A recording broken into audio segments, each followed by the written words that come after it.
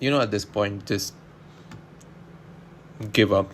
Let's just pretend the season is over. I think it's going to be another 17th place finish. 3 years in a row, hat trick. We might we might be the first team to win a treble for finishing 17 places 3 times in a row. I mean, yeah, just kidding, guys. I think it's just it's just the first game. You know, let's not be overreactionary with this result. I have my thoughts about it. Let's discuss. Was really excited. I was really looking forward. I was really excited. I was really looking forward to the game. 9 months of waiting, a good summer comparatively to the past few years, where the club has finally decided to spend good money on good players, and I thought they'll have their impact. I was genuinely looking forward to see Sandro Tonali play. I was looking forward to see Van Hecker play. Obviously, had a great World Cup. Senesi play, Robertson play, and it was a major disappointment. I don't have much to say about the game plan. I don't have much to say about the tactics. You don't expect tactics from me. I'm not a person who's going to break down tactics, but I don't know what.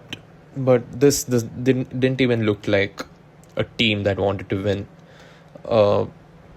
What, kudos to Brentford, because all their players played really well. I feel like Lewis Potter from left back often drifted into midfield. Their midfield of Sangare, who I hope I didn't butcher his name, but played really well. It's kind of Brentford played. Brentford played a style of football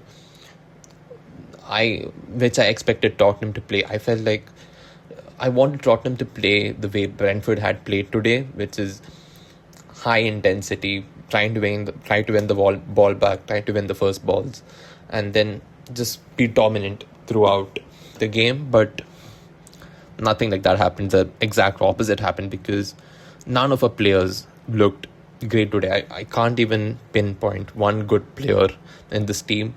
All of them were really bad. And if we have to talk about each individual, I felt like, Richarlison had a bad game. I feel like something that you expect from Richarlison is bare minimum. You expect from Richarlison is pressing, running to get the ball back. Didn't even do anything. The first half of Richarlison was horrible. There were moments, but nothing came of it. Gallagher was pretty bad and got hooked in the half time. Mikey Moore as well didn't look.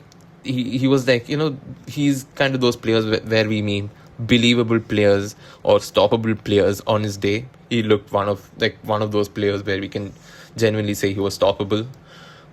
Lucas Bergwall tried to carry the ball. I was really impressed. At least, I mean, not really impressed in the sense, really impressed in the first few minutes where he tried to carry the ball, but a lot of missed passes, lost the ball a few times.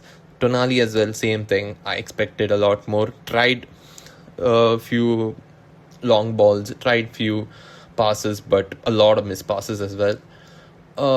But I mean, Senesi and Van Hecker, let's be honest, just don't start these two together, because our backline, the four players lacked pace, and that was pretty evident if you watch the match, because Brentford was like running at us, trying to win the ball back, pace abusing all of our defense, because at right back we had Gray, who was really inexperienced. I think his first season, he played a few games, but not someone you can trust a whole 32-game season.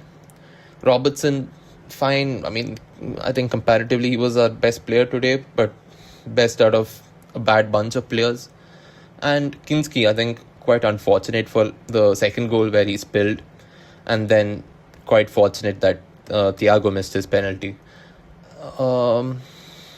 About substitutions, I feel like, by the time Brentford brought on their players, the game was pretty much wraps. I think it was 3-0 by the time they brought their players. Talking about Tottenham players, Fernandes looked really promising, and Udogi looked really promising. That's the only thing I want to talk about Tottenham players. Another thing before I kind of wrap up is the future of this team, what we expect. I think after all these spendings, we at least expect a top 8 finish. De Zerbi came out in his post-match press conference talking about how this team hasn't gelled yet, how this team hasn't found his soul yet. A lot of people online saying that most of these players won't even start a competitive game. No, I mean most of these players won't start when our best players come back. For which I have to say, De Zerbi in his pre-match press conference had said that I hope we don't play a game a week and we be competitive in the Carabao Cup and FA Cup.